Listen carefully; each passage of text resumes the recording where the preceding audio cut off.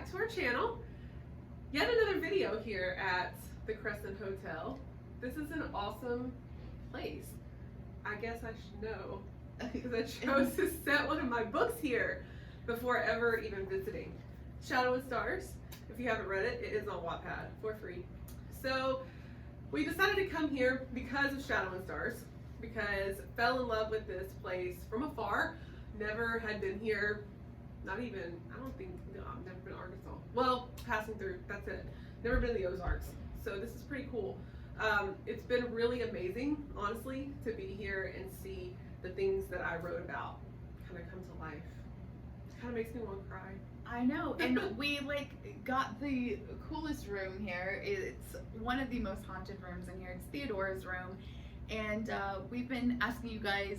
We asked you through our live stream, and the live stream people found some crazy stuff that zipped by the screen. Yeah. And we just want to let you guys know a couple things. One, we do have air blowing in here. It's coming from this way, so if something zips by this way, we've got no clue. And there's not. It's coming from Theodora's bedroom area and coming this way. And the other thing is you will hear lots of thumps and bumps and things because this is old. The floors are very creaky and people are slamming doors because these doors are really hard to close. So we know those aren't paranormal. And the ghost tours start right outside our room. So, because it is the most haunted room, well, second most haunted room. We're kind of thinking about, maybe shaking the door. Yeah. It's freaking them out. Freaking them out. She's in here. Let me out. So, but we're going to talk to you about some things that you've learned through this experience of writing from afar and actually now visiting what you were writing about, and how that process was kind of difficult from afar to keep it true to what the Crescent Hotel is, what Eureka Springs is all about. So what would you say is the number one thing that you kind of looking back that you need to go back and change in your story? Okay, so this is like kind of a general thing, but I wrote Trust set in Nashville, and that's where I've lived almost my whole life. And so everything I wrote about, I could see it in my head. I knew exactly where everything was. That's the thing that I need to go back and edit here is physical places where things are. There's a spot in Shadow and Stars where Cameron and Julian are inside the Crescent and they find something that really freaks her out, and she runs out of the hotel and she runs down to the spring. Well, that's not possible because the spring actually isn't that close. For it being like the cure for cancer from the Dr. Baker story, it's not really close at all. So I need to change that. She needs to run perhaps down to the Catholic church that I didn't even realize was there. So things physically, where things are, is the thing that I need to look back at. Well, and we even talked about that too, was that you want to always engage the senses when you're writing a story, and one of see someone's shutting a door. No, nothing scary. You want to engage the senses while you're writing a story, and one of the big senses, other than the slamming of doors, is hearing here. And when you're outside, the little Catholic chapel is right across the street, and it has a bell that tolls, which is really cool. And then it plays like a hymn. So you even get to go in and kind of add that sense now into the book to kind of bring your readers in to feel like they're here in Eureka Springs. Yeah.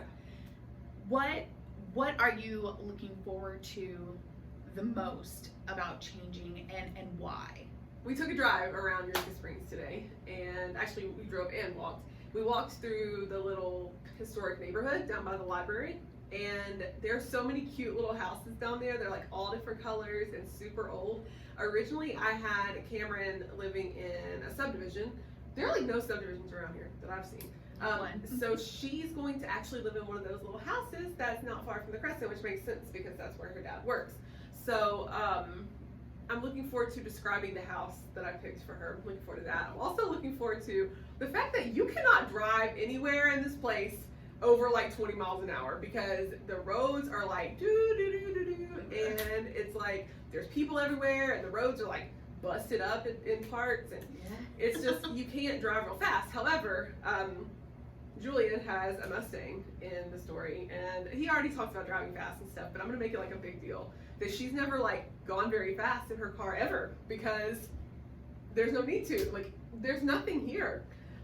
So I'm looking forward to like making that kind of like a little cute moment. So I'm looking forward to just little things like that, like just making like you said, the senses like really like sharper, I guess. There's like so many little things that being somewhere and having some knowledge of somewhere really add to the story. Now, of course, if you're making up a make-believe place, Do whatever you want. Yeah, you have the freedom, although you still want to engage those same kind of, you know, the senses, the seeing, the smelling, the But there's hearing. some things that I've made up that I'll probably keep, that aren't far-fetched. There's one thing I got right though, and that's the fact that it would have been a big deal for her to steal her dad's keys to get to the basement, because you can't get down there unless you pay for the ghost tour. So we did get that part right. Yes. So I got that, so that was good. So what do we think are some things, because of course not everybody has the ability to travel like we get to, and so what are some things that we think that people should really do to make sure that if you are going to write about a real place, that they're making it true to life? You could always do like a virtual tour. There are all kinds of like 360 tours, like of hotels. If you're gonna do a hotel, like on YouTube, you could even find tours of towns. Yeah. So you can do that. You can look at pictures, which I looked at pictures, and I do think I did a pretty good job. Overall. Although you did look at a picture of one place, the high school. and yes, we went there Yes, today, the high school and it was was so- not what you thought it No, was. the at high all. school that I saw online was ugly, like fugly. It was like white and old and like from the 50s. And so I just totally made up the school. Like I just made it brick and just kind of made it like sound cooler. Well, we drove over there today, and it is like a brand new, like modern, multicolored building. It's really cool. So now I can go back and change that. Yeah. I think if I dug just a little deeper, I would have found that remodeling. But So we think that that's important, is to like dig a little deeper. You Yeah. can't go off the first thing that you're seeing of a place you've never been True. before. You've really kind of got to take a day and immerse yourself in that area and really get to know it. The other great thing I think to do is Google Maps and taking the little yellow guy and dropping him in the middle of the street so you get some ideas. Now, would we probably have realized like how messed up the sidewalks are here from that? No, and I mean, you're not riding a bike. Yeah, I mean, I sure. If you're really dangerous, you can ride a bike. Everything is very uphill, downhill. Oh gosh, The sidewalks are a hot mess. Like, you're probably not riding a bike. But there's something to be said where if somebody were to read your story from Eureka Springs and you're talking about the poor craftsmanship of the sidewalks, they would get that. Yeah. So, and, you know, that's the good thing about this is that not a lot of people live here. So I don't know that anybody from Eureka Springs has read my book. Maybe they have. That'd be super cool.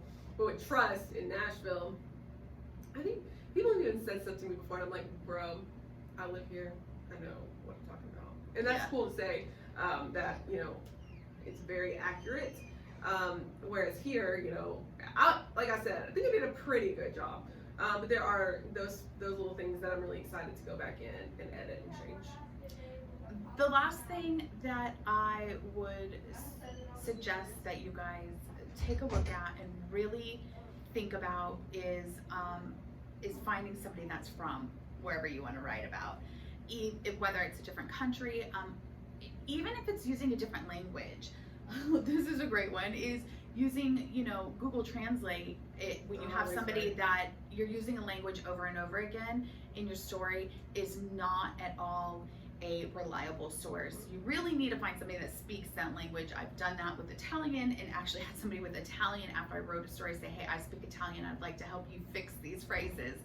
So, which was super nice and super helpful. So the same kind of thing with your setting. If you've not been there before, you put a shout out on Twitter, put a shout out on Instagram, reach out to your readers and see if somebody is from where you want to be writing about, and if you can get it a little bit more spot on than if you were doing it all by yourself. So there is something when it comes to the scene of your story and making sure that you are really getting it to a certain degree right. That doesn't mean that it has to be spot on, that you can't take, like Rachel was saying, some creative liberties with the story, but there's certain things, there's certain settings and feelings about where you're at that you do want to get it right if you want to bring your reader to feel like they are there with your characters in this place that they've never been to and you've never been to before. If you guys have any questions about this, or even if you have any other suggestions for us on ways to figure out what it's like to be at a place you've never been before, leave them down in the comments. We would love to hear what you guys think about this. If you want to read Shadow and Stars, I would love that. It's on my profile at Eternal Felicity for free. And if you enjoyed this video, make sure to give it a thumbs up, hit the subscribe button, and turn on the notification bell so you never miss a Friday upload. And as always, write what you love.